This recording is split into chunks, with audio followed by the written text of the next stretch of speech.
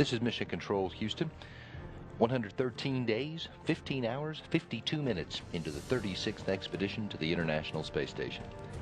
Space Station is in good shape this morning. It's currently in orbit 261 miles above the Indian Ocean northeast of Madagascar, moving into orbital nighttime as it flies above that ocean and then south of Australia, above New Zealand, and then above the Pacific Ocean, headed for a coastal crossing above Southern California.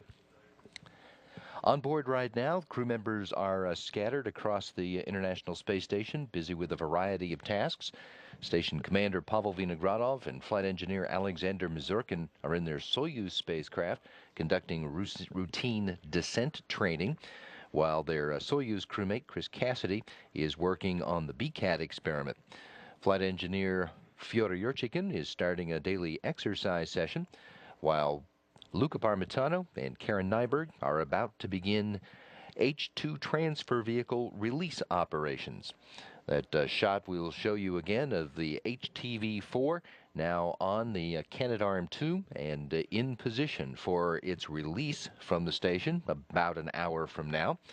Nyberg will be prime operator for the robot arm and backup for the HTV commanding operations. Parmitano is the prime for monitoring HTV's systems and will be backing up Nyberg for the robotics operations. Today is the 160th day in space for Vinogradov, Mazurkin, and Cassidy since their launch from the Baikonur Cosmodrome in late March. They're due to depart the station next week. They'll be, in fact, packing their Soyuz starting tomorrow for their return on Tuesday, September 10th. Today is the 99th day in space for their three crewmates, Fyodor Yurchikhin, Luca Parmitano, and Karen Nyberg. They are not due to depart the station until November. When you're looking now at a live view in the International Space Station Flight Control Room,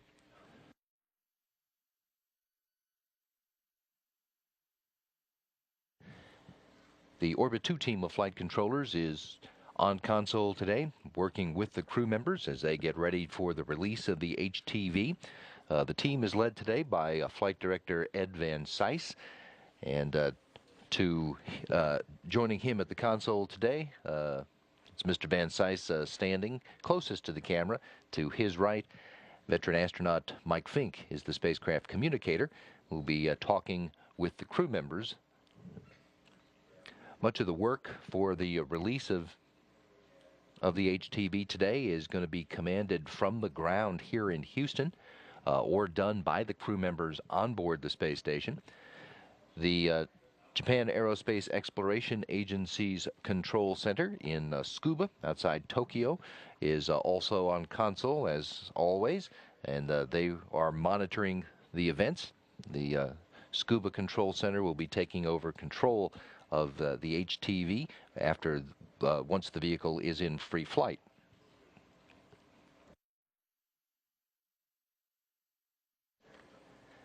HTV number 4 was launched by the Japanese Space Agency on August the 3rd, and it was captured and berthed to the International Space Station on August the 9th.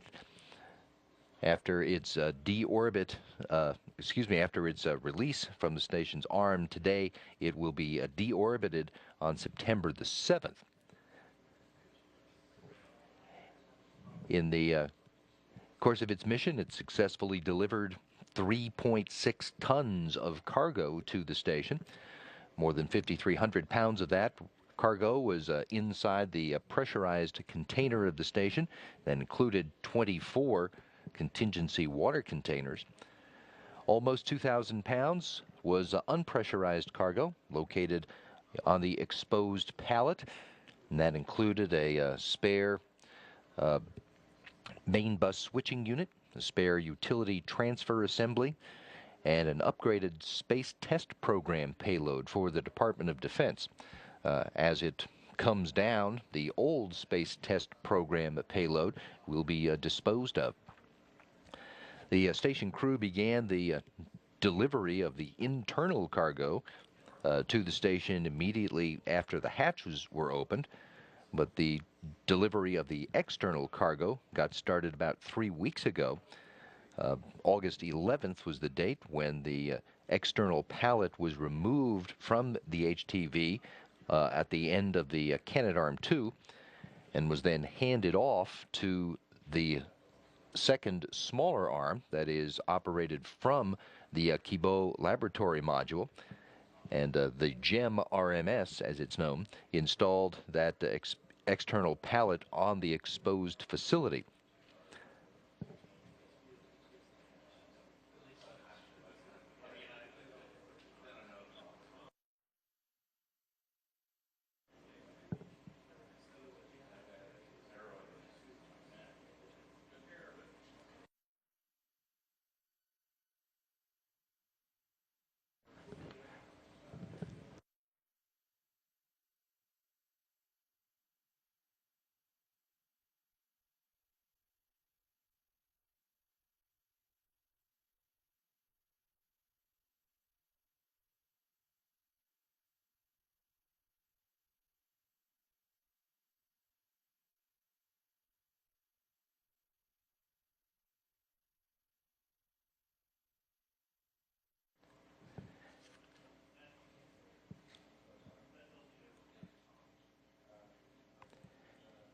After that external pallet had been installed on the exposed facility, delivery of the rest of that cargo got started on August 23rd, when first the Canadarm, commanded by the robotics officers here in Houston, picked up the special purpose dexterous manipulator to begin removing other external payloads. On August 24th, they removed the utility transfer assembly and the MBSU, and then the station's mobile transporter moved the whole apparatus, the arm and the payloads it was holding, onto a new work site so it could reach the new stowage locations. That work was completed on the 25th of August when the MPSU was placed on external stowage platform number 2, the UTA placed on Express Logistics Carrier 4.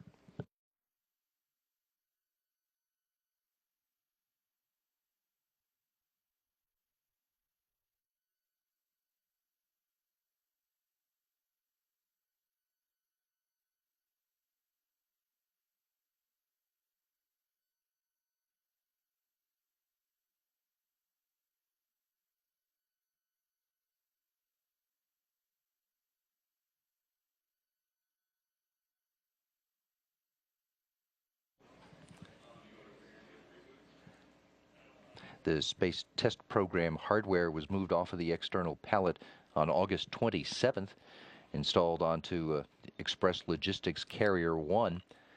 And the following day, the old Space Test Program hardware was removed and placed back on the external pallet. This past Friday, the 30th, the Japanese robotic arm then lifted the external pallet off of the exposed facility and handed it back off to the Canadarm2, the main station arm, which then installed that pallet back into the slot in the side of HTV-4. And at that point, last Friday, the Canadarm2 was moved over to grapple the HTV for today's unberthing. HTV delivered not only all those pieces of cargo, but the crew members have also cannibalized the vehicle a little bit itself. As needed, early on, they removed 2 of the lamp housing assemblies and 2 base plate ballast assemblies from HTV. They've been stowed on board the station for later use. They removed 2 LED lights and a smoke detector shortly before the hatch closure yesterday. Those pieces of hardware will be saved on board the station and become spares for later use. Crew members closed the hatch on the HTV-4, also known as Kounotori, which is Japanese for white stork. The hatch closed at 9:30 yesterday morning, Tuesday morning, and most of the vestibule outfitting hardware was also removed. The Expedition 36 crew members got their regular wake-up call at 1 o'clock Central Time this morning. And the first task for flight engineers Luca Parmitano and Karen Nyberg was to disconnect the last power cables and install a thermal cover. Then the crew depressurized the vestibule between HTV and Node 2, the Harmony module. Nyberg went to work setting up the HTV hardware control panel. That's the apparatus that will be used to send commands to the HTV.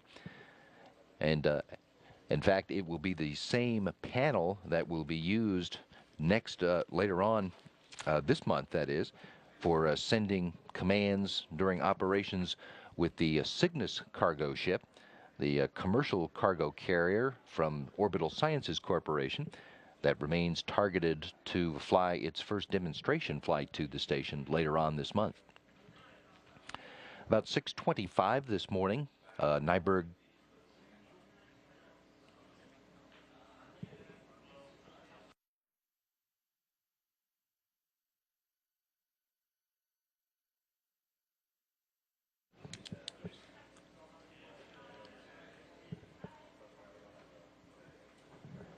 About 6:25 this morning, Nyberg started the commanding to undo 2 sets of bolts on the common berthing mechanism and then to open the latches there, all of which had been used to secure the HTV into place. And just after 7 this morning, at 7:08, the robotics officer here in Houston commanded the arm to demate the HTV from Harmony. At about 8:30, Robo sent the commands for the arm to begin maneuvering HTV into position for its release. It got into that spot just an arm's length away from the station at about 8:42 this morning. And then the upper joints of the arm were maneuvered in order to get the vehicle into its release attitude.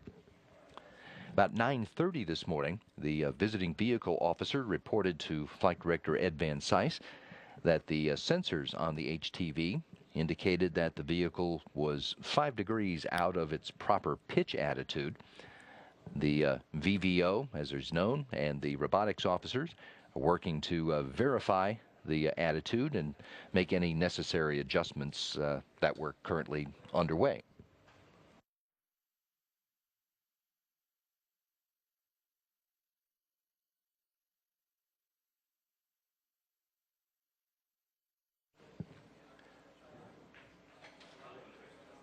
So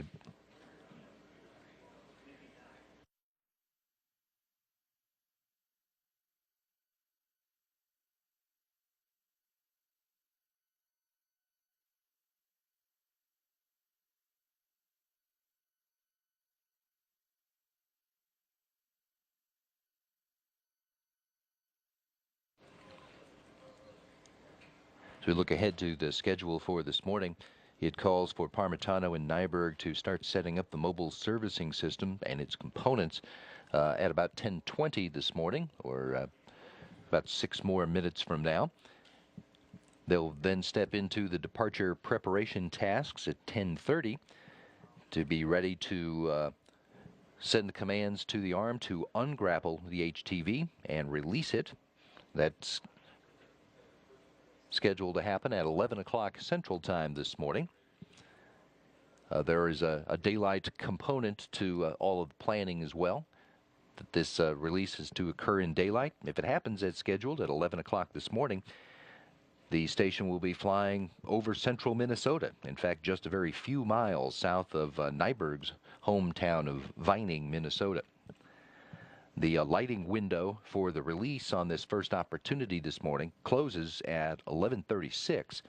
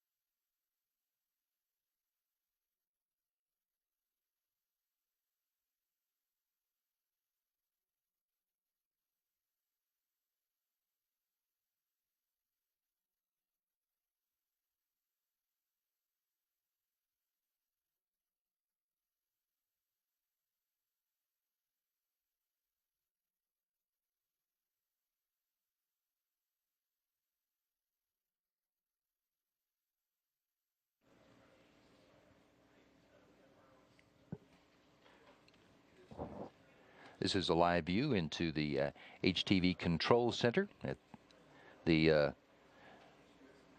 JAXA Control Center in Tsukuba, Japan.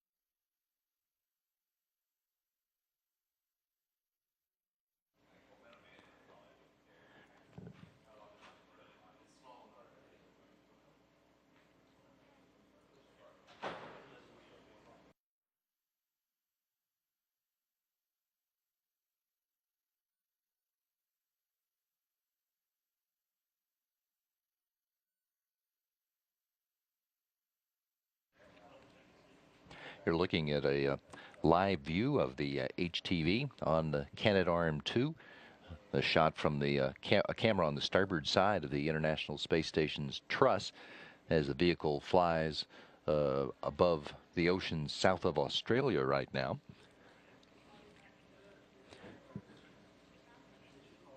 Flight Director Ed Van Cise here in Houston has been in contact with the HTV flight director outside Tokyo and gotten a go for the robotics officers here in Houston to begin to maneuver the HTV. We're trying to get the vehicle into its proper attitude on all three of its axes, roll, pitch, and yaw. The HTV sensors themselves, about 45 minutes ago or so, indicated that the vehicle was slightly out of the proper pitch attitude. Teams have here in Houston have figured out the proper response to that and have gotten the go to execute that right now. At this point, we're still on course for an on-time release of the HTV at 11 o'clock Central Time this morning, although there is the possibility that could be delayed if the vehicle is not put into attitude and confirmed it's in the proper attitude, because there is a lighting component to this whole release choreography. And the lighting window for release on this first opportunity closes at 11:36 Houston time this morning. The teams have been discussing their plans and are keeping a close watch on the progress that they're making in getting HTV into just the right attitude for the targeted release at 11 o'clock this morning. If it takes a bit longer to get into position, the release could move to perhaps as late as 11:20 or 11:30 this morning, roughly, and if not, may move into the next lighting window. That next lighting window doesn't open until 12:18 Central Time, with a release time in that backup opportunity of about 12:40 p.m. Central.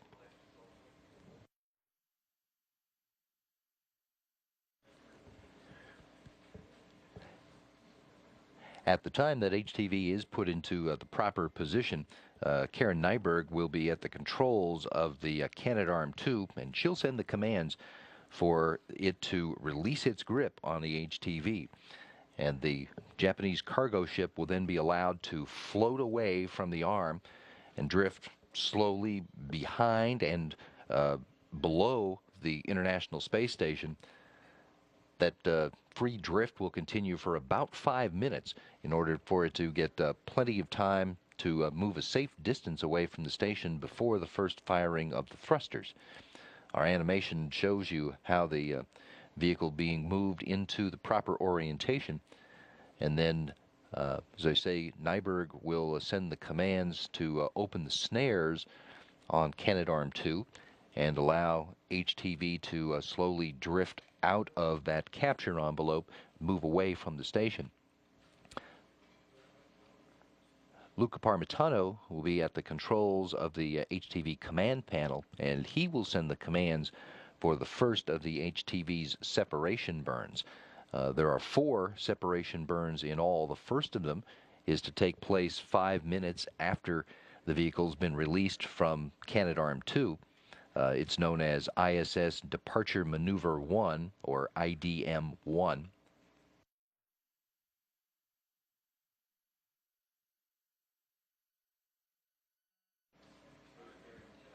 The second maneuver, IDM-2, is to take place 10 minutes later, or 15 minutes after its release, at a time when the vehicle is 100 meters away from the International Space Station. Subsequent departure maneuvers, which are actually at this point then become known as descending maneuvers 1 and 2, or DSM 1 and 2, come at ranges from the station rather than prescribed times. Descending maneuver 1 is scheduled when HTV is at a range of 300 meters from the station, and DSM-2 will come much later when HTV has reached 5 kilometers from the station.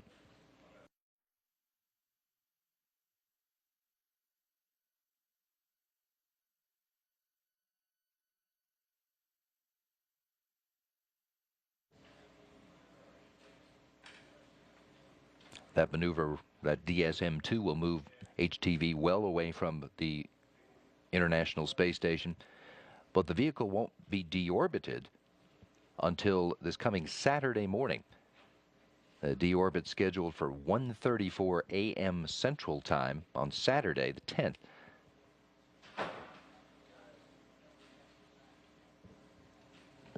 Excuse me, that's Saturday the 7th of September, this Saturday morning.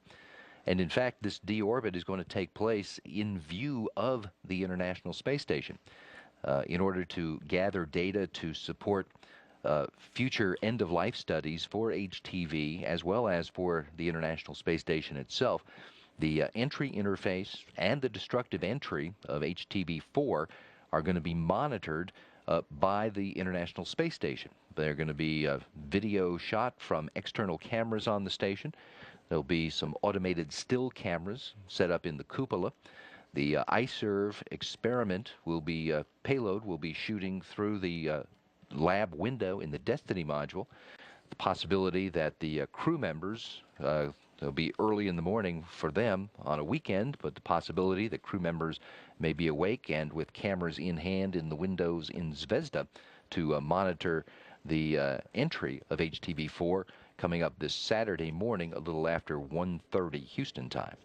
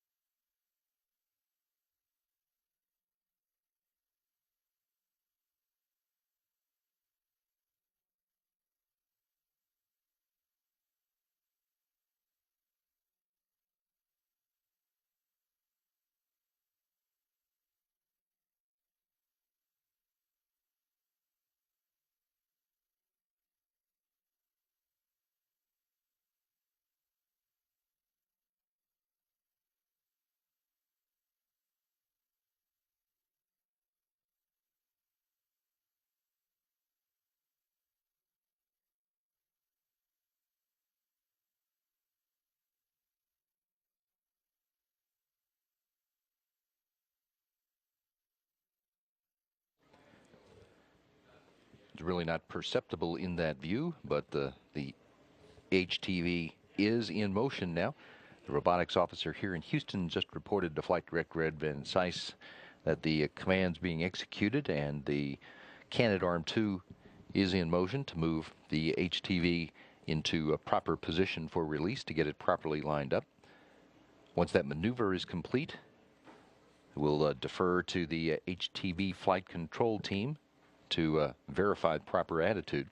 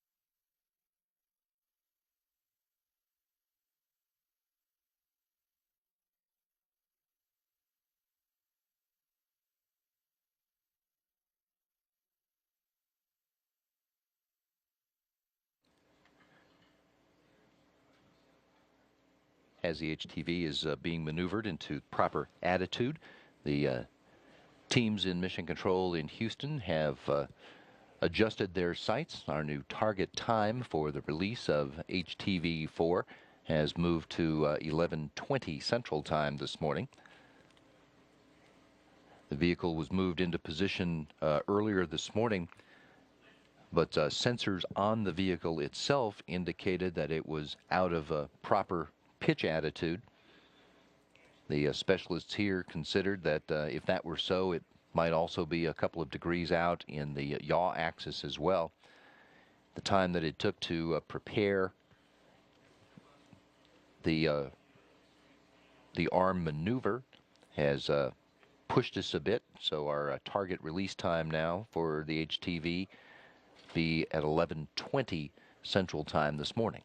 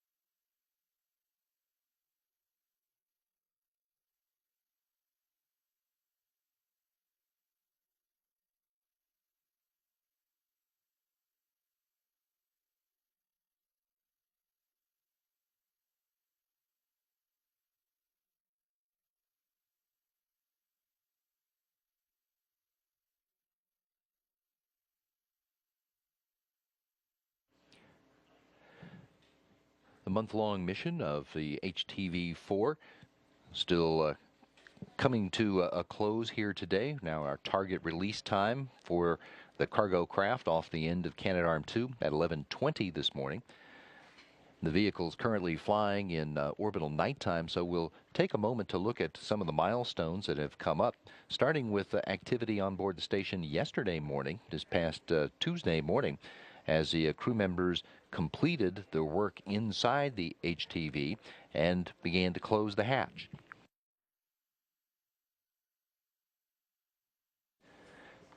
This video from a camera inside the Harmony module, shot Tuesday morning, shows flight engineers Karen Nyberg and Luca Parmitano at work closing the hatch on HTV number 4.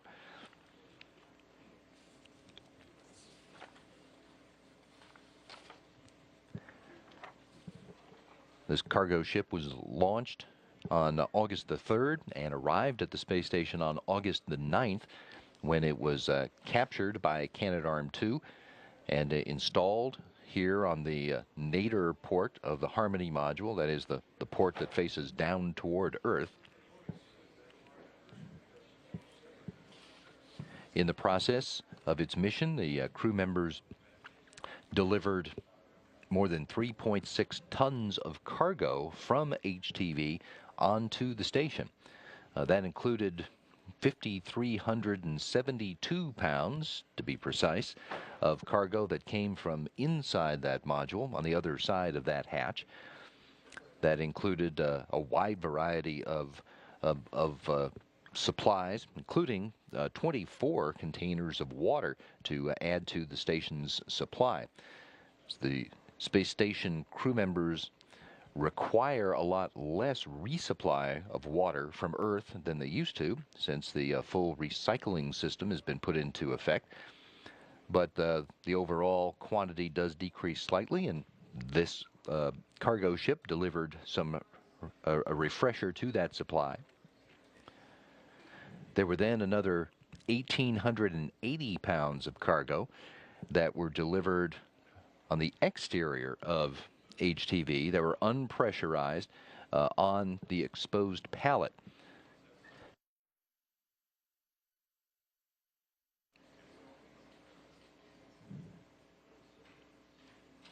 Almost 5,400 pounds of cargo unloaded from that craft, and then it was filled back up with a similar poundage of material that's no longer needed on board the station. We don't have the final number on that yet.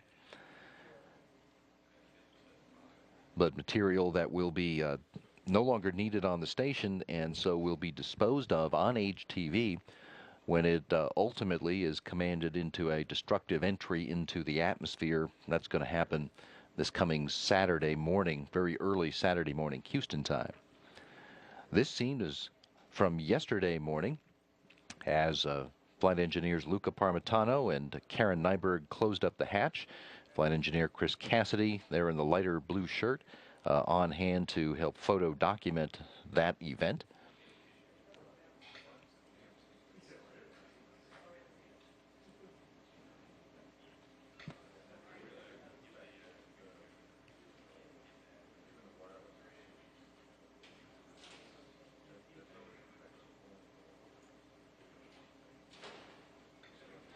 Here, Parmitano and Nyberg are closing the HTV's hatch.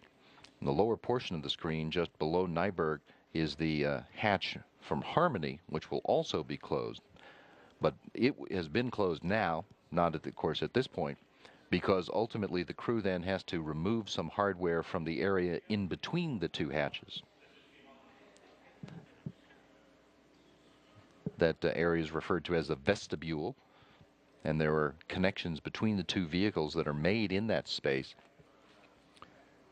All of that hardware has to be removed, and then the Harmony hatch is closed so that the area could be depressurized. All of that was taken care of, the last of that rather, was taken care of early this morning.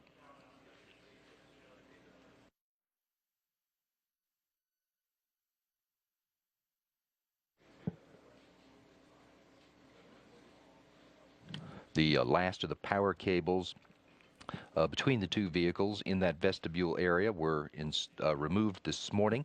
Crew members installed a thermal cover there before then closing the hatch, the Harmony hatch, and depressurizing that vestibule between the HTV, the H2 transfer vehicle, and Node 2.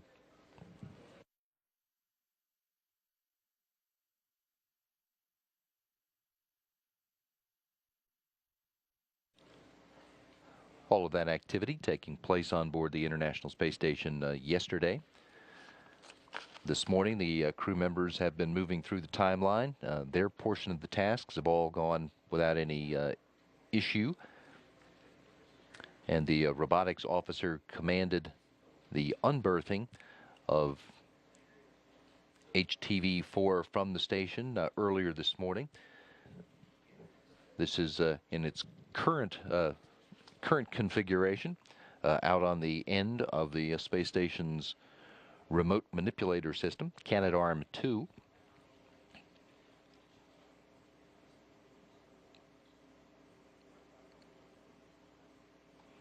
After the initial movement of HTV into the attitude for release, the specialist realized that there were sensor readings coming from the vehicle itself indicating that it was just a few degrees off, 5 degrees or less on a couple of axes. And so the work was done to calculate the proper new arm maneuver in order to put HTV in the right attitude. That maneuver has been executed, but it has pushed our release timeline a little bit to the right, as we say, a little later. Our target release time, the window for release, is now going to open at 11:20 a.m. Houston time this morning.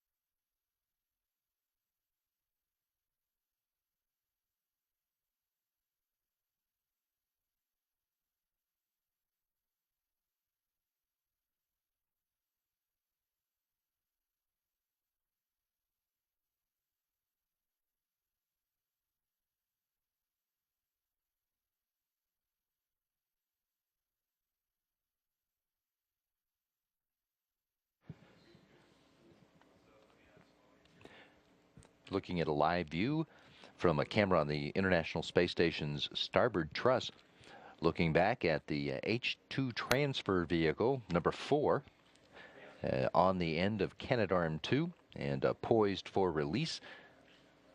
We're now looking at a target release time for HTV of 11:20 this morning, and adjusted that time based on some late sensor readings from the vehicle that indicated it wasn't just so in the proper alignment for its release. Then that adjustment has been made, but it's pushed the subsequent events a little bit later. So our HTV-4 release target time is now 11:20 a.m. Central Time. We have an additional programming note for NASA TV for later today. NASA TV will be carrying a televised news conference to preview the upcoming test flight of the Orbital Science Corporation's Cygnus cargo craft to the International Space Station, but we have adjusted the time of that briefing. The preview of the Orbital Science's Cygnus flight news conference is now 2 p.m. Central Time, 2 p.m. Houston Time, 3 p.m. Eastern Time, for a briefing today that will originate from here at the NASA Johnson Space Center. That will come after the flight readiness review, which is currently underway here. The Cygnus vehicle remains targeted for launch from the Wallops Flight Facility in Virginia to the International Space Station on Tuesday, September 17th. In the briefing on the Cygnus flight today will be International Space Station Program Manager Mike Suffredini and NASA's Commercial Orbital Transportation Services Program Manager Alan Lindenmoyer. They'll be joined by Frank Culbertson, Orbital Science Corporation's Executive Vice President, and NASA Flight Director Courtney McMillan. That briefing will be broadcast live on NASA television and on the website at nasa.gov, but it will be starting 1 hour earlier than was originally announced. The briefing beginning today at 2 p.m. Central Time, 3 p.m. Eastern.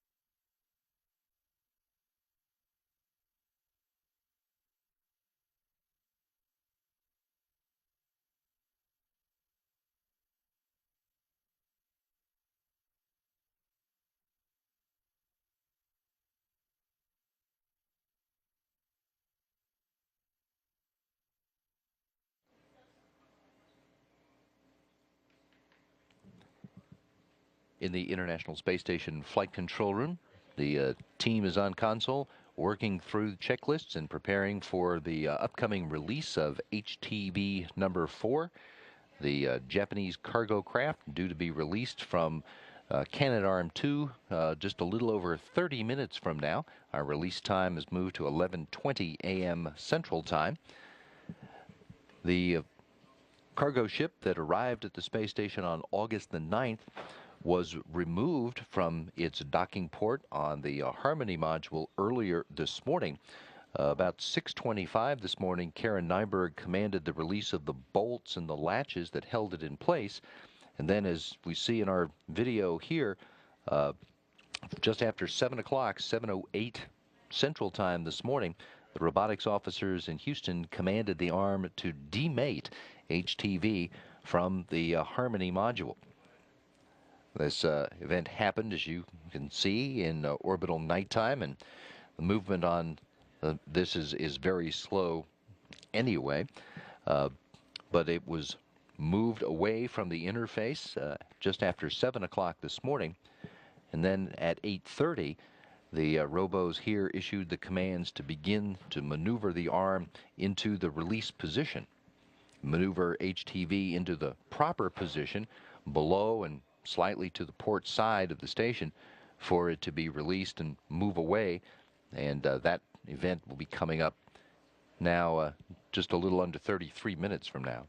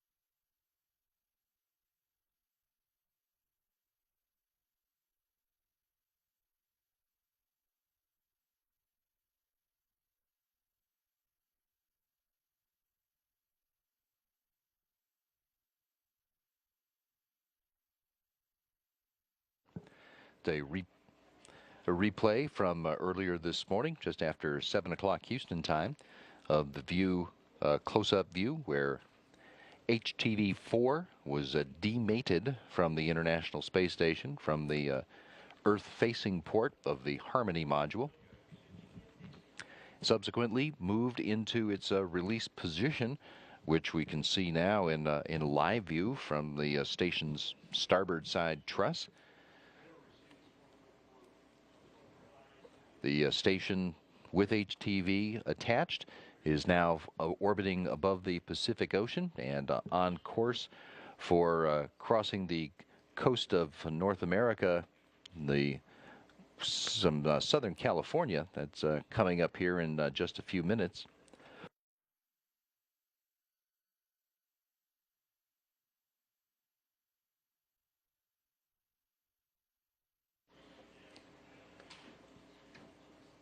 We're now working toward a release of HTV to take place at 11:20 Central Time this morning.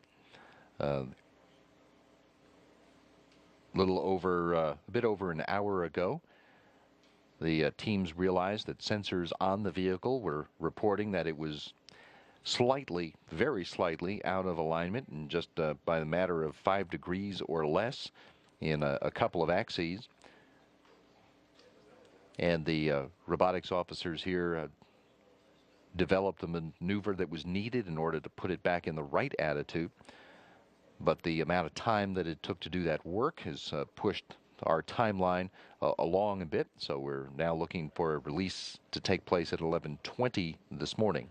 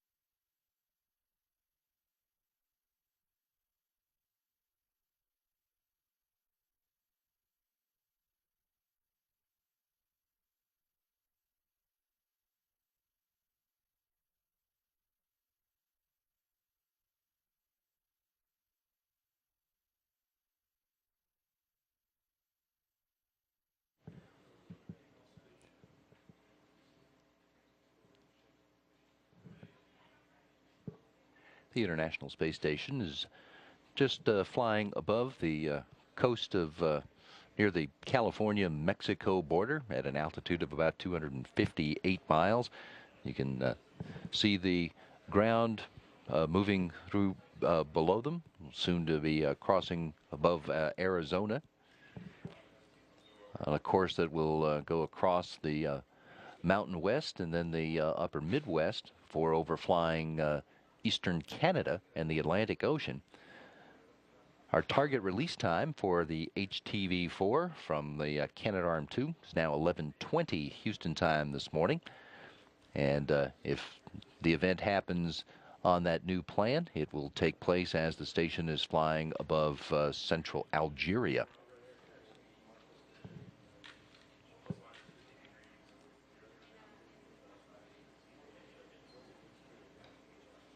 The work to get the HTV on its way on the last leg of its flight is proceeding on schedule here in the Mission Control Center in Houston.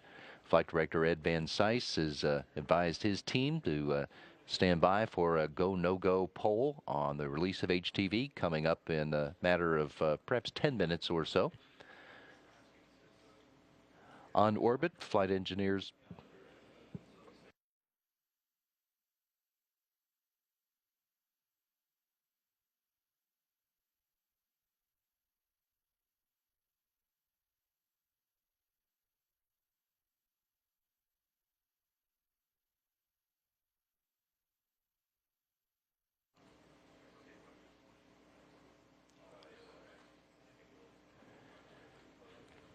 on board, flight engineers Karen Nyberg, Luca Parmitano are standing by to perform their part in the work to get HTV on its way. They've set up the mobile servicing system and moved into the departure preparation tasks.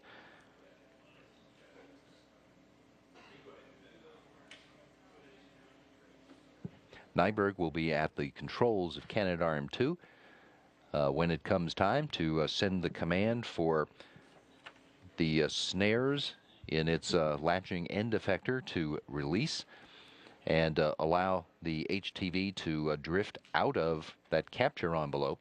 That shot that we showed you there a second, this particular one, is from a camera that is on the latching end effector of Canadarm2 and is looking at the grapple target on the HTV.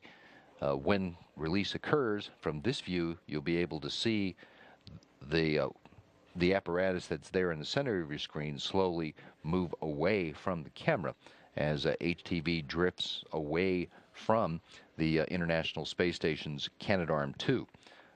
Once that happens, the cargo ship will be allowed to drift slowly below and behind the station for a full 5 minutes to give it some distance before flight engineer Luca Parmitano sends the commands for the first of the HTV separation burns.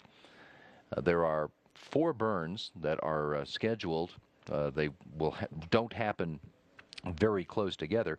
The first of them, which is known as ISS Departure Maneuver 1, or IDM-1, will take place 5 minutes after the release of HTV.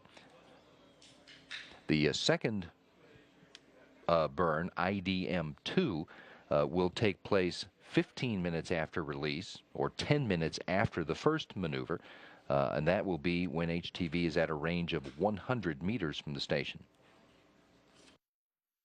The first of those burns, the IDM-1, is a very small burn with a change of velocity of just 0.04 meters per second. The second is a bigger burn as the vehicle is farther away from the station. IDM-2 slated for a change of velocity of the vehicle of 0.2 meters per second. Once the HTV gets to a range of 300 meters from the station, it will perform descending maneuver number 1, or DSM-1. That is a 1.2 meter per second burn, and we'll begin to really open up some more distance. The final burn, DSM-2, or Descending Maneuver 2, will take place at a range of 5 kilometers from the station, and that'll be more than an hour after release. That burn is 1.34 meter per second burn.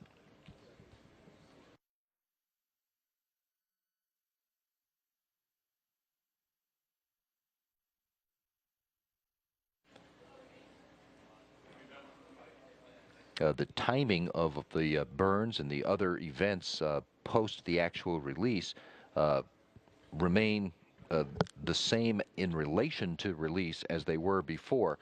That is to say, all of the targeted times for these events have moved 20 minutes later than were originally planned. We're still moving now toward our release of the HTV at 11:20 this morning, or just a bit more than 19 minutes from now.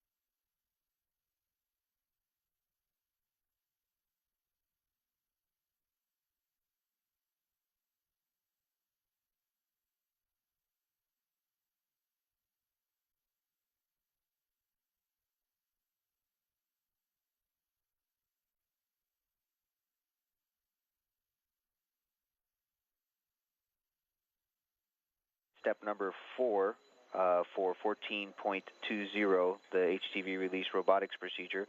I have 2 fill-ins for you.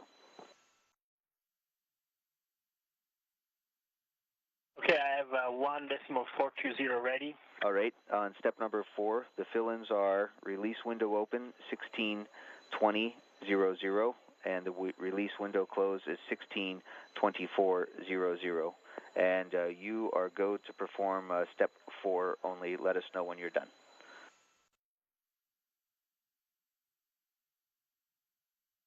Copying work.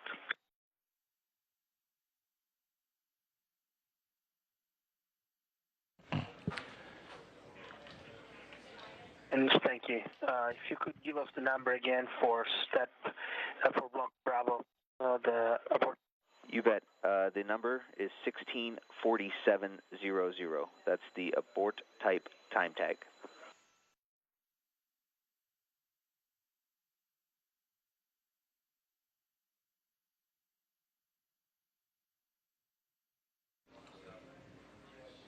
Spacecraft communicator Mike Fink giving Luca Parmitano some updated data on the upcoming release of the HTV. Moments ago, the HTV flight director reported to Flight Director Ed Van Cise here in Houston that the team in Japan is a go for HTV release. and the team here in Houston being polled at this moment.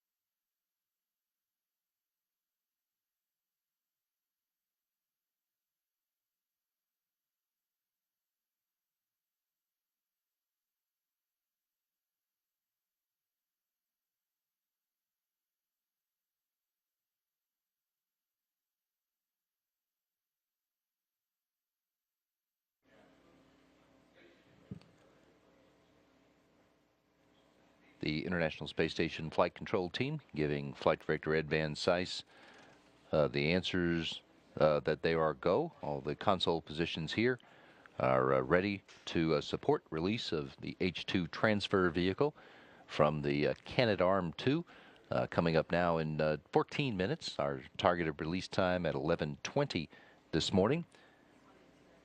The release window, as we heard a few moments ago in Mike Fink's call to the crew, will go from 11:20 to 11:24.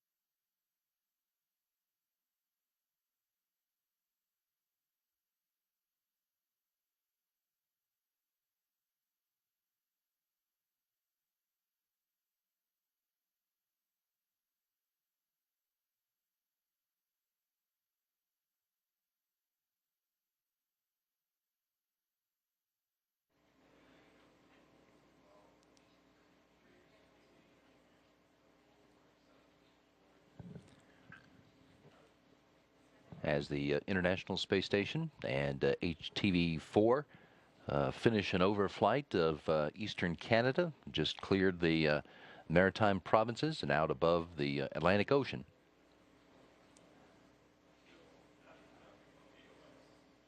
Flight Director Ed Van Cise here in Houston has relayed to the HTV Flight Director in Japan that the teams here are ready to proceed with release of the HTV from Canadarm2 coming up at 11:20 Central Time this morning, just a bit over 12 minutes from now. The release happens on the current plan. It will take place as the vehicle is in orbit about 257 miles above central Algeria. Houston Cupola on Space to Ground 2. Step 4 is complete. Copy.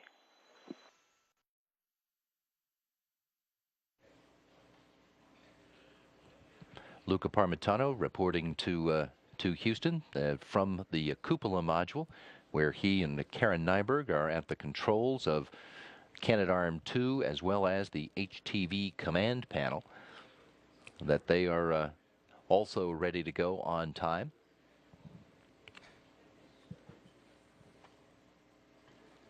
Nyberg is flying the robotic arm, and she'll send the commands to have it open its snares, and that will allow the HTV to drift out of those snares, and it'll be allowed to just drift for 5 minutes to move below and behind the International Space Station before the first of 4 planned separation burns. The first of those takes place 5 minutes after release, and it's a relatively small burn. It changes the velocity by only 0.04 meters per second. That will allow the HTV to begin to increase its opening rate and increase the range between the two vehicles. The second separation burn will come 10 minutes later.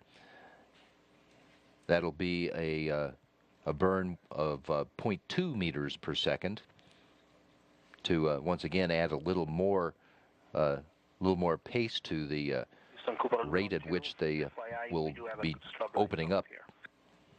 Thanks, Luca. We appreciate the information.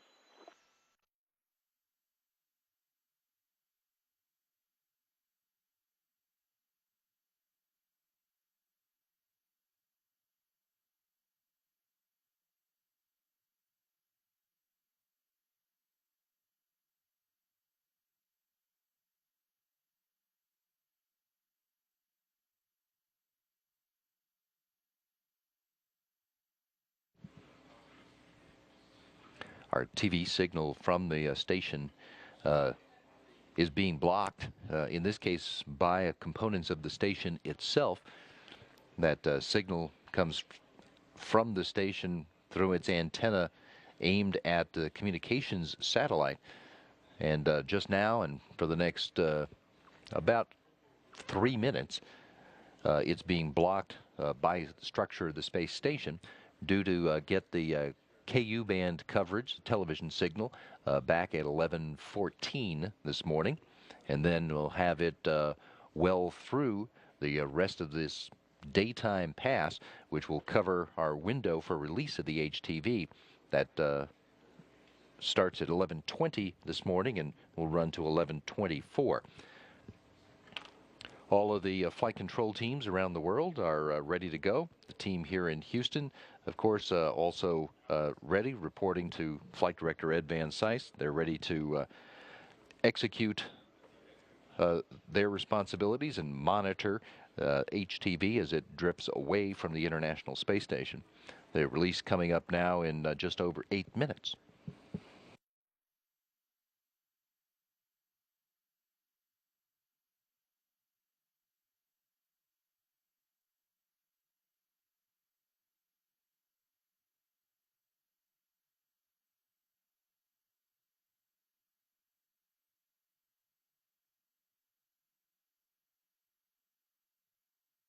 Station Houston on 2 for HTV.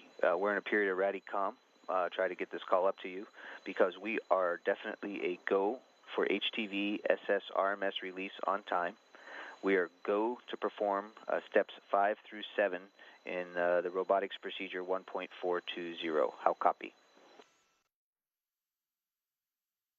Copy that we are go for step 5 through 7. Thanks. And a release on time.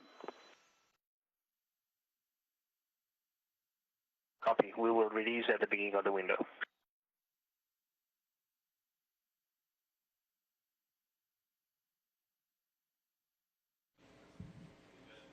HTV release time now 7 minutes away at 11:20 Central Time.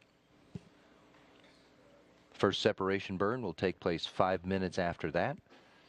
The second separation burn 10 minutes after the first, or 15 minutes after release.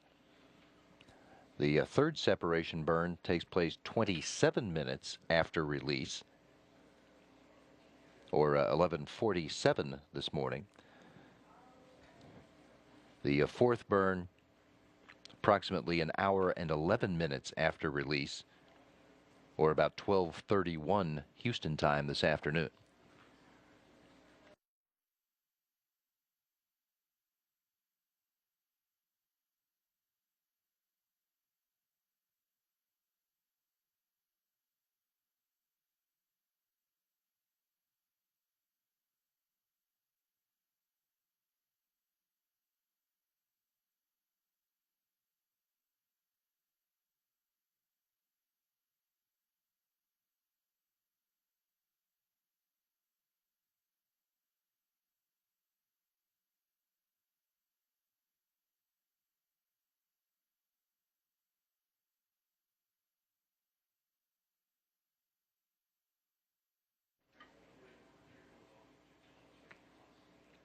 the cargo ship about to be released from the station, was launched by the Japan Aerospace Exploration Agency on August the 3rd and arrived at the space station on August the 9th. It's been attached to the Earth-facing port of the Harmony module since then, up until just after 7 o'clock Houston time this morning, when the robotics officers here in Houston commanded Canadarm2 to demate HTV from node number 2. That came about a half an hour or so after flight engineer Karen Nyberg had successfully commanded the common berthing mechanism bolts and latches to release their hold on HTV. The vehicle was moved into position for release and was subsequently found that a sensor on the vehicle itself was asking for it to be adjusted by 5 degrees or less in a couple of its axes prior to release. Confirming that and then developing the right arm maneuver to get HTV in the right attitude is what's pushed our release a bit from the original plan. Now looking at a release at 11:20 Houston time, or 4 minutes from now.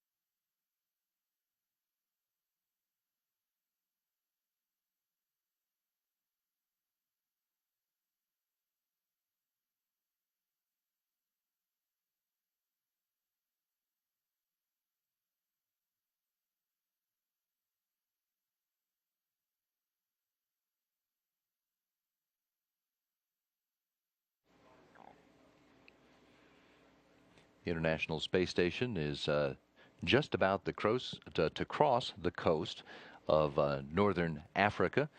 As you can see below,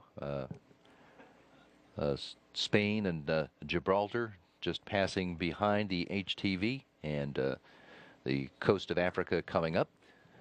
We're 2 minutes 45 seconds away from the launch, the release of HTV. By that time, the vehicle will be flying over central Algeria. All of the operators on console here at the International Space Station Flight Control Room in Houston, ready to support, ready to monitor all the systems as the release takes place. The HTV control room, located at the Japan's Control Center, the Japan Aerospace Exploration Agency's Scuba Space Center outside Tokyo, will also be monitoring. They'll be assuming control of the vehicle after release.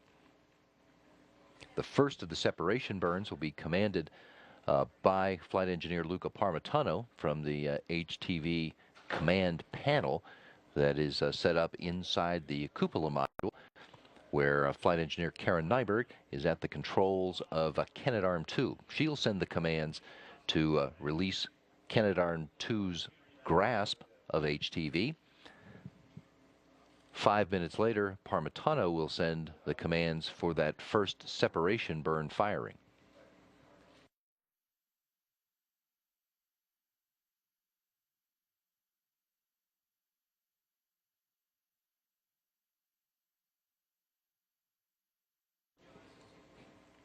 All systems are operating as planned, as expected at this time. Space station continues its orbit now, heading toward a release of the HTV in 1 minute.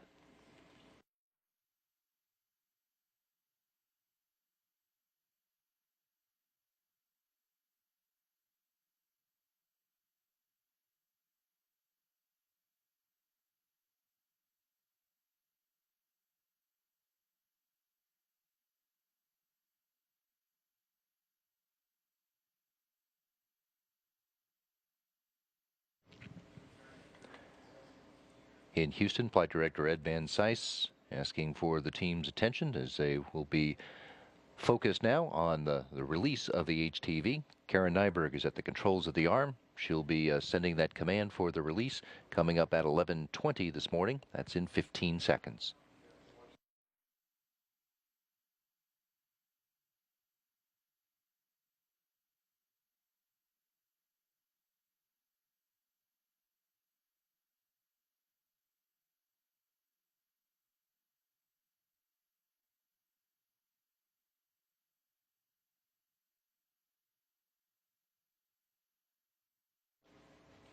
The robotics officer reports that the trigger has been pulled by Nyberg and the snares are open. This view from the camera on the latching end effector of the arm, you can see the movement of the shadow. They indicate that the HTV and its target apparatus in our field of view slowly changing its orientation from the camera itself. HTV is now slowly drifting out of the captured envelope, slowly drifting away from the Canadarm2. Release took place as scheduled at 11:20 Central Time this morning.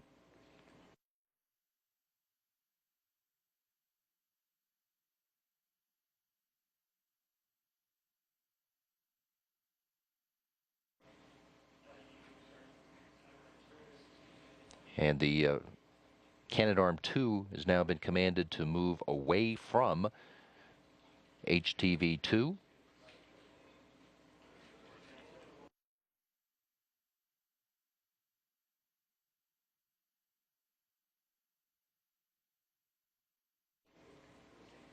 Visiting vehicle officer is reporting to the flight director that HTV has a very slight roll rate, well within the expected, what they would see here.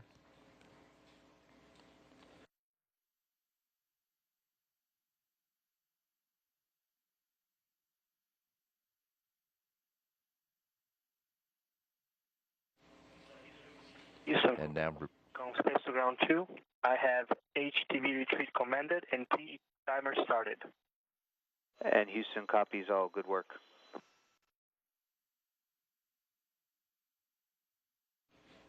the visiting vehicle officer also now reporting that the roll rate is back to 0. The vehicle is correcting its attitude and is holding as planned.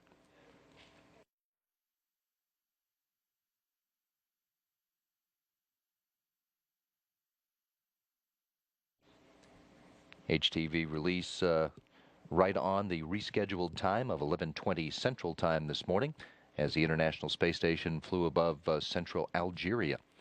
Here's the view from a camera on the station's starboard side truss looking back.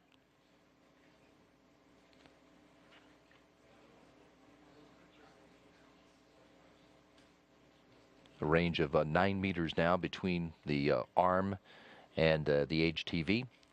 It's going to be allowed to slowly drift away from the station for 5 minutes before the first planned separation maneuver.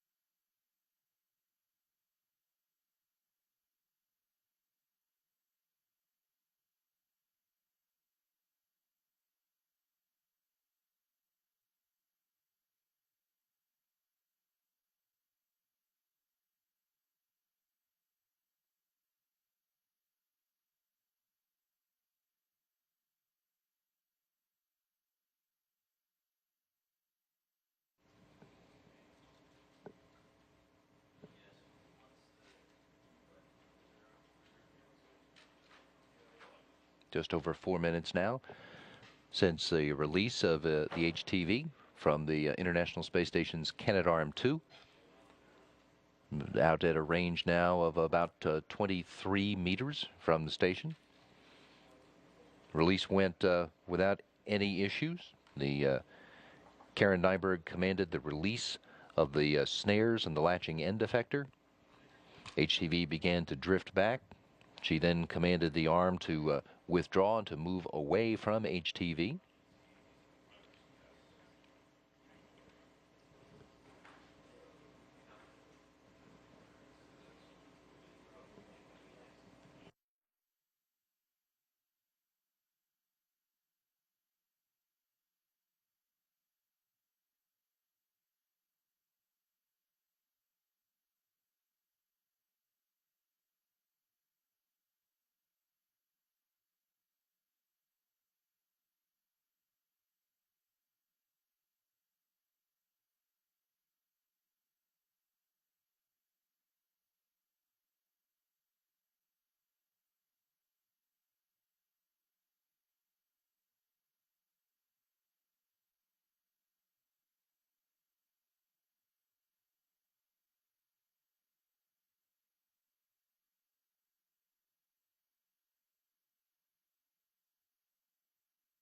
Station Houston for HTV.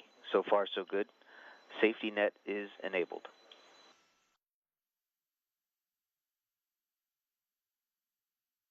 Copy, and FYI, we do see a little delta. The VGO is 003 instead of 004.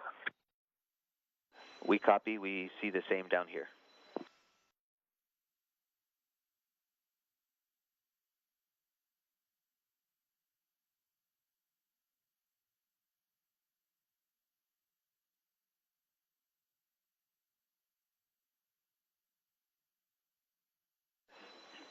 And Karen and Luca, the IDM-1 maneuver is loaded.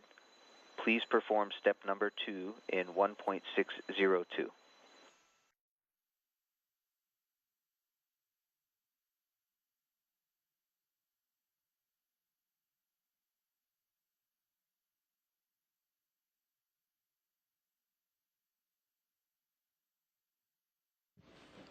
The first separation burn is complete. The IDM-1 maneuver, which imparts a change of velocity of 0.04 meters per second, burned only a couple of seconds long. That was initiated and completed as planned, and that will begin to open up the separation between HTV and the International Space Station. And Station Houston, the IDM-1 maneuver is complete. Please perform step number 3 in 1.602. And while I have you, I would like to say to you guys, Karen, Luca, and the rest of the E36 crew, as well as to our entire HTV-4 family and team, great work and congratulations for a very successful Kounotori mission so far. We could not have hoped for a better mission. HTV still has a few more days to go, so good luck. Kounotori wa nimotsu dake de wa naku takusan no hito no kibo mo hakkonde kuremashita. Nokori no mission mo gabatta kudasai.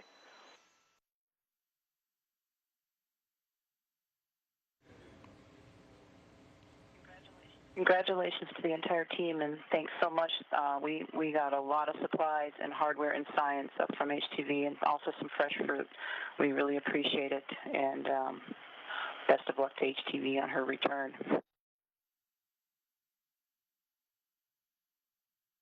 Thanks for the great words, Karen. And we are ready for Block 3 in 1.602.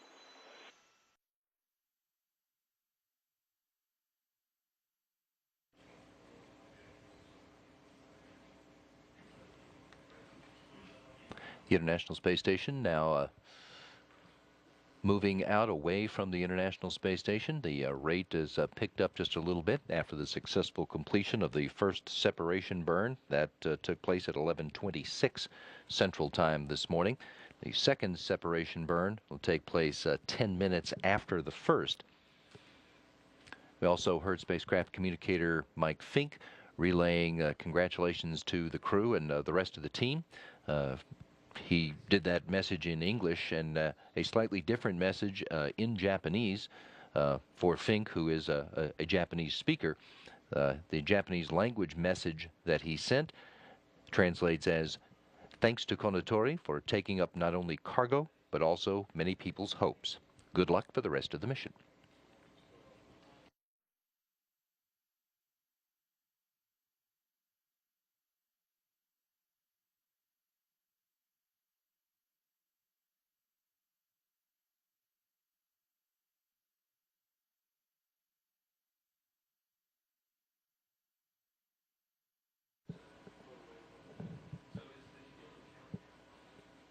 You can see the International Space Station now flying, moving into orbital nighttime as it flies above Central Africa, heading on a southeasterly course that will take it over just the southern end of Madagascar and out across another pass above the Indian Ocean. It'll take it south of Australia.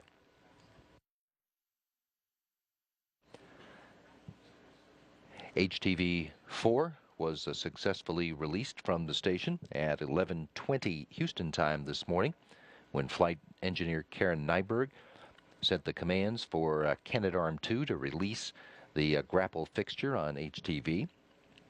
The first separation maneuver, known as the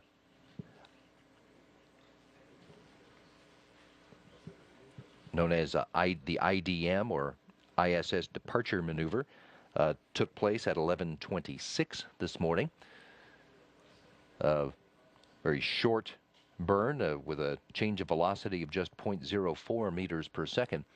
HTV is now just over 31 meters away from the International Space Station, opening up at 0.06 meters per second. The second separation burn, the IDM number 2, which is a 0.2 meters per second burn, is scheduled to take place just about 10 minutes after the first, so that would be at 11:36, 11:37 Houston time.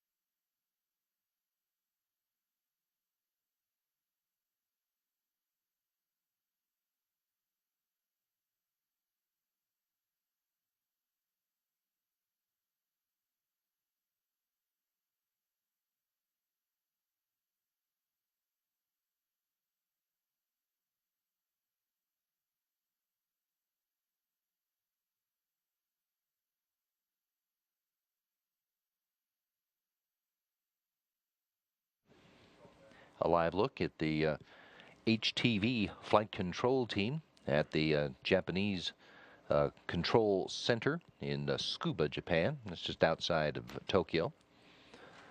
Seeing the same live views from the station that we are, and seeing no problems with any of the systems on board the HTV. There have been no reports of any issues.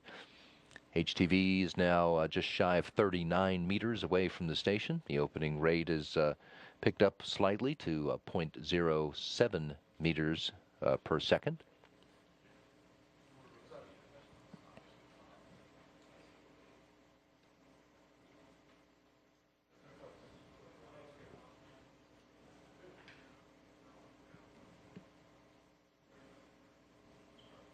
The next separation burn is targeted for just a few seconds before 15 minutes after the release. The release at 11:20 this morning.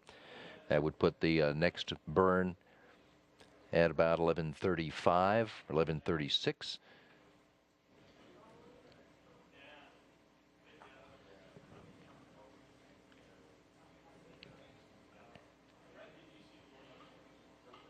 No issues at all since the release of the HTV. The spacecraft systems are fine. The flight control team in Tsukuba will be in control of the flight of Kounotori 4.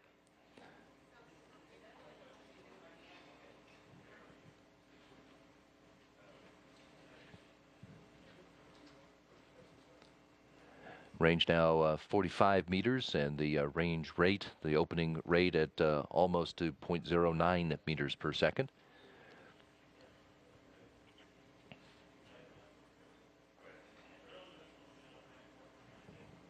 We're within a couple of minutes now. The next separation maneuver, a 0.2 meters per second burn, known as the ISS Departure Maneuver 2.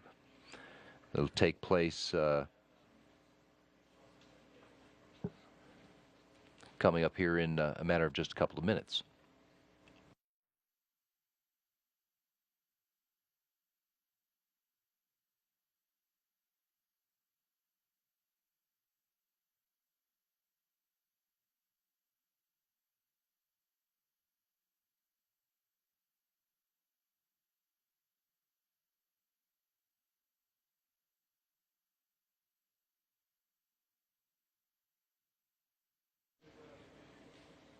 teams in Houston now reporting we're 90 seconds away from the second separation burn.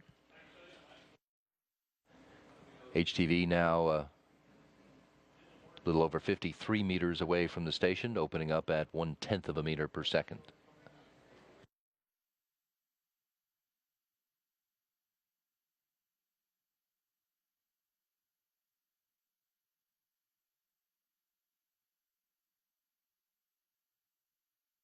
Station Houston on 2, IDM 2 maneuver is loaded. Please perform step 4 in 1.602.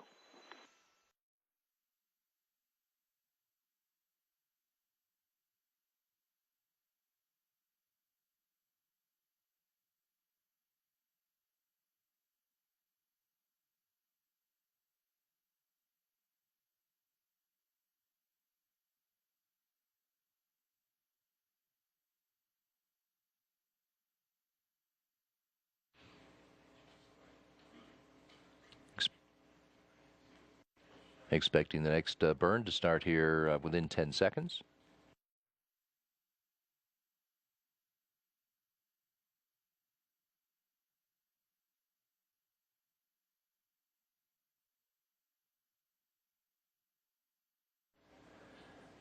Second separation burn is now underway.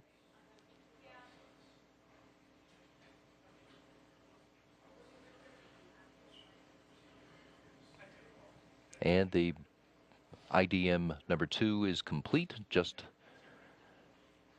before 11:37 Central Time. HTV is now 65 meters away from the station. Opening rate now moving above 1/10 of a meter per second.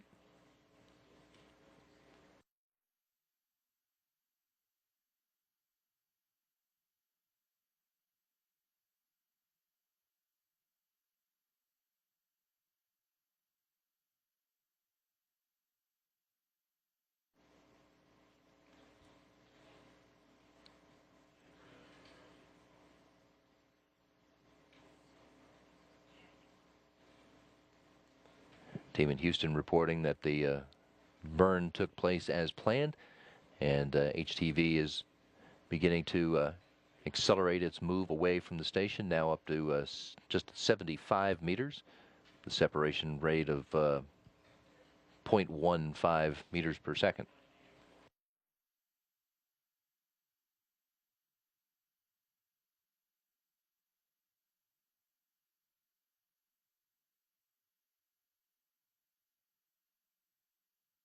Station Houston on 2 for Karen and Luca. IDM 2 maneuver is complete. Please perform step number 5 in 1.602, and the 24-hour safe trajectory is confirmed. How copy? Houston Cupola on 2, we copy IDM 2 complete. Step 5 is complete, and we copy that the trajectory for 24 hours is valid. Good readback. Thanks, Luca.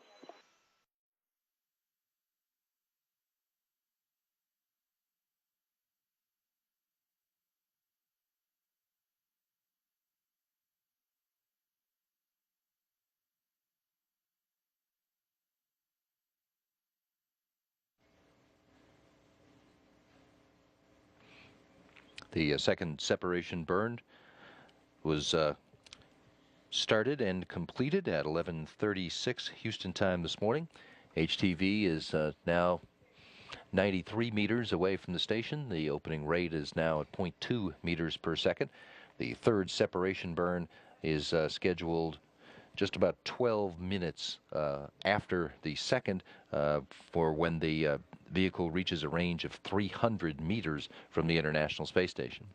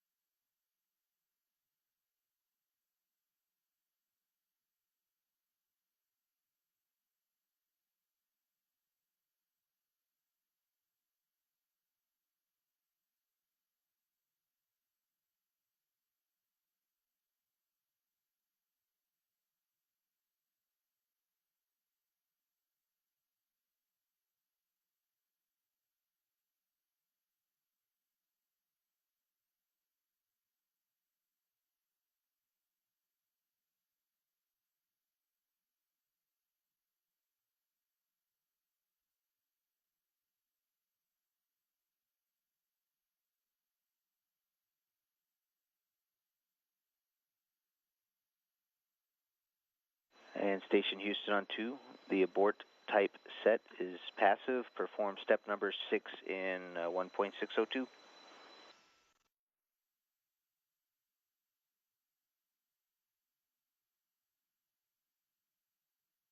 Houston Cuba, Lucas Station on 2, step 6 is complete and we are out of the procedure.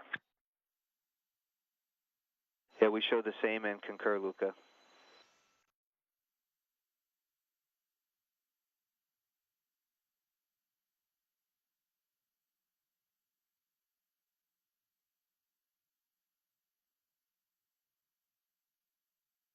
Thank you.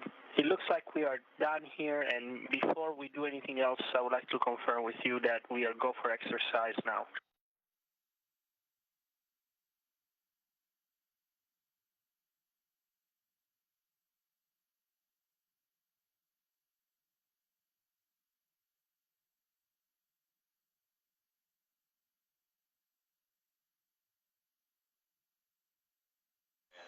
And Luca, great question. You are go for exercise.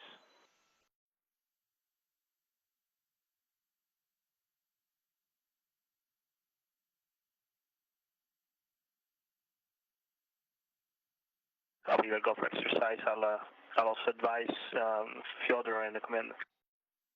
Okay, thanks. That'll be helpful. Also, just to make sure we're on the same page, in Karen's timeline, almost about now is this HCP inhibit steps. We'd like to hold off on those until we're ready. So we'll give you guys a call when we're ready for the green blocks on Karen's timeline. Copy that. Understood. And one more clarification for Karen, Luca, and the rest of the crew.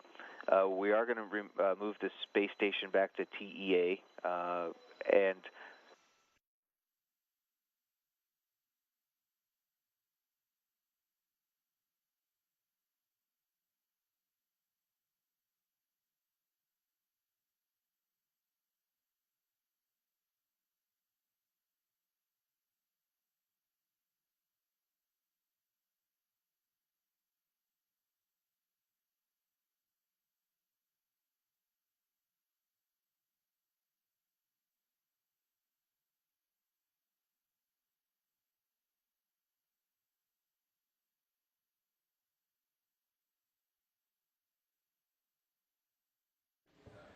This is Mission Control Houston.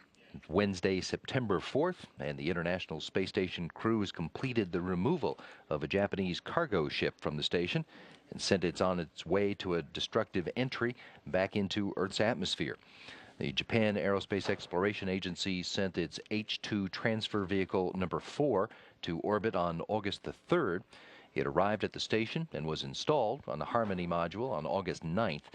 Since then, the Expedition 36 crew members unloaded 3.6 tons of supplies that it carried, some of it inside the pressurized container and some unpressurized on a pallet inserted into the side of the vehicle.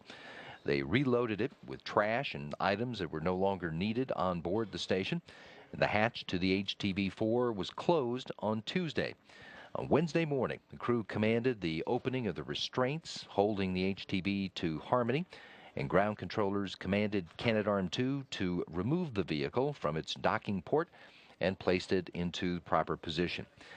At 11:20 a.m. Central Time, Flight Engineer Karen Nyberg sent the commands for the arm to release the White Stork. The cargo ship was allowed to drift away from the station for several minutes before Flight Engineer Luca Parmitano sent the command for the first of 4 engine firings to move HTV away from the station's orbit. Its flight is being monitored by the Japanese flight control team, the HTV flight control team, and it is that team that will command the final entry of the vehicle into the atmosphere coming up on Saturday, September the 7th, when it and its cargo will be safely destroyed. Station Commander Pavel Vinogradov and his crew now turn their attention to another dynamic event next week, when he and flight engineers Chris Cassidy and Alexander Mazurkin get in their Soyuz vehicle and undock for the station for the trip back to Earth. A good bit of their time this coming week will be devoted to packing up and preparing to come home after some 5.5 months in space. They're due to depart the station on September the 10th at 6:37 p.m. Houston time and land in Kazakhstan just before 10 o'clock Houston time that same night. Their undocking from the station next week will mark the start of Expedition 37 and Fyodor Yurchikhin's second tour of duty as the International Space Station commander.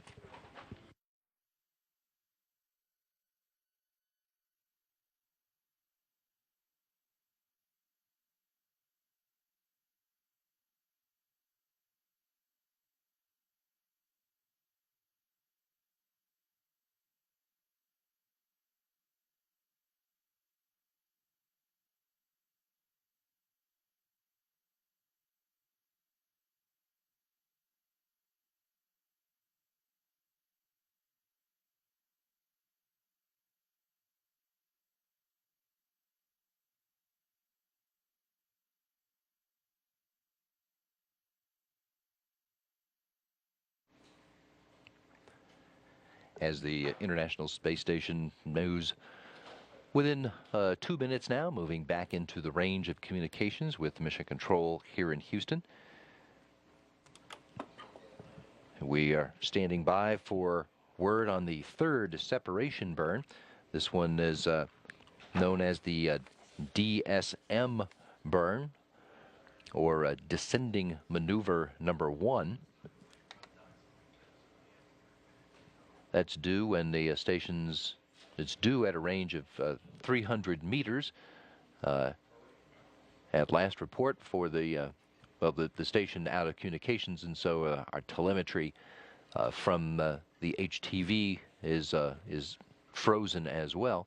Expecting to pick that back up in just over a minute and a half.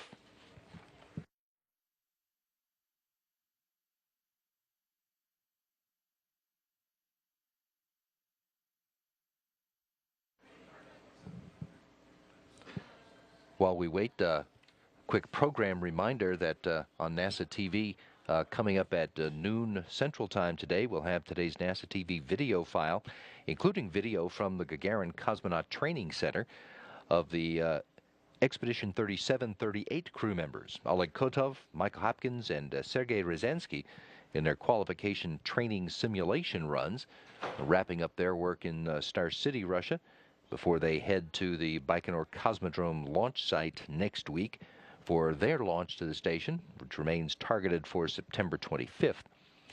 And at 2 o'clock Central Time this afternoon, that's a change of time, 2 o'clock Central Time this afternoon, from the Johnson Space Center in Houston, we'll host a news conference to preview the upcoming test flight of Orbital Science Corporation's Cygnus cargo craft to the International Space Station.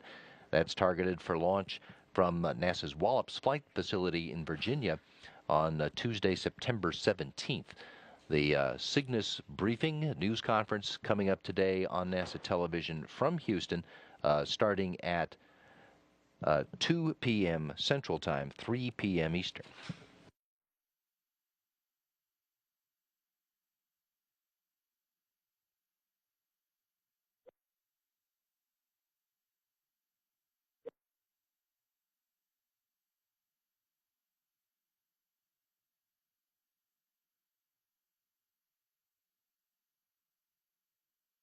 Station Houston on 2 for Luca and the rest of the crew with a quick update on exercise.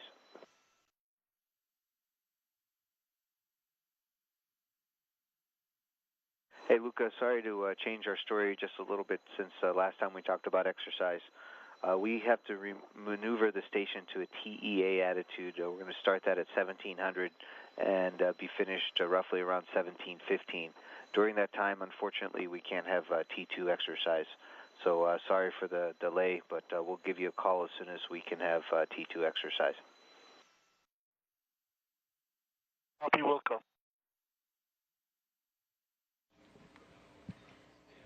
And just as Mike Fink was making that call to Luca Parmitano, the visiting vehicle officer reporting to the flight director here that the third separation burn for HTV is complete. The DSM, the descending maneuver number 1, which was a burn to change the rate of the the velocity of the vehicle by 1.2 meters per second was successfully completed. Latest telemetry shows the HTV is now 360 meters away from the International Space Station and opening up at a rate of almost 9/10 of a meter per second as it moves out for a fourth separation burn. That burn is not scheduled to take place for another 45 minutes or so. The release of the HTV went according to plan, albeit a few minutes later than originally planned, in order to afford enough time for the teams here in Houston to make sure that the HTV was just so in the proper attitude before it was released from the Canadarm2 at the command of Karen Nyberg and began to drift away from the International Space Station, heading for the conclusion of its mission, which will be a destructive entry into the atmosphere coming up on this Saturday.